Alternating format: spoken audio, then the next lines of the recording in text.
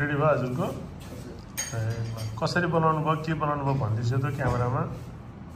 at first मैले चाहिँ espresso major गरेँ हजुर कोटा फिल्टरमा अनि चाहिँ एक्सप्रेसो मेजर गरेपछि एक्सप्रेसो ब्रू गरेँ हजुर